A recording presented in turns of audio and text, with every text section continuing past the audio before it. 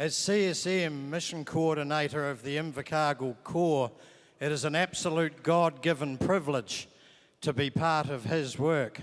So here's just a wee snippet of my life of what happens down in the deep south. But first of all, I would like to leave you with two verses of scripture from Luke chapter 10, verses 1 and 2. The Lord now chose 72 other disciples and sent them ahead in pairs to all the towns and places he planned to visit. These were his instructions to them. The harvest is great, but the workers are few. So pray to the Lord who is in charge of the harvest. Ask him to send more workers into the fields. There is a part of this verse that I think frightens a lot of our folk, and it is this: the harvest is great, but the workers are few. When I read this over and over, I thought, what can go wrong? I have the Lord with me. So in Invercargill, in the wider Southland area, we started rural chaplaincy. This came about because of the drop in the dairy prices. Do I always get it right? No. I make mistakes just like anybody else. I just started driving up driveways.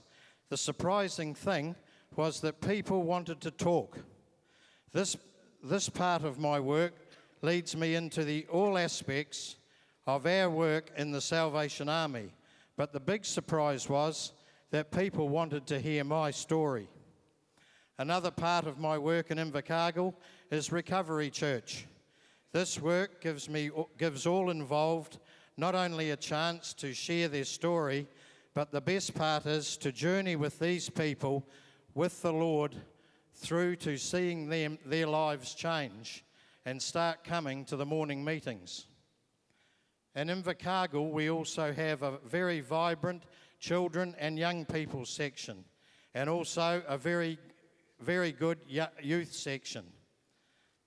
This is brought about because we are a church without walls, and working out in the city, going into the schools and various places that want to hear about our work.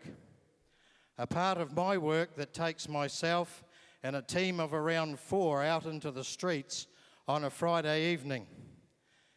It is a time when we visit some families in the early part of the evening and share with them, pray with them, and give them the info of what we do at the Army. This ministry also takes us to A&E at the hospital, where we not only give out tea and coffee, but spend time in prayer when the opportunity arises.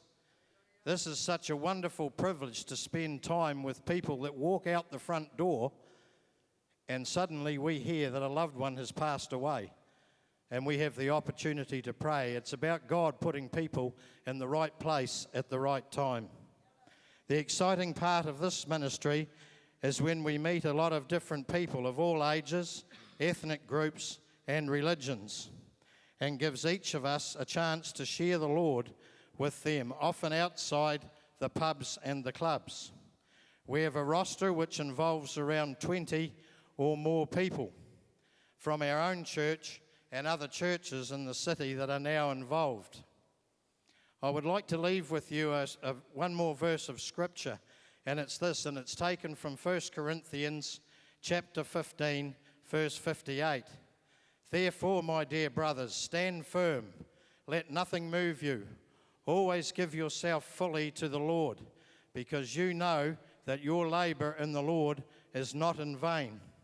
I would encourage each of you to just go out there and do it. Then tell your line managers. Then you can tell the governance board, and God will be good and bless the work that you are doing. God bless and thank you.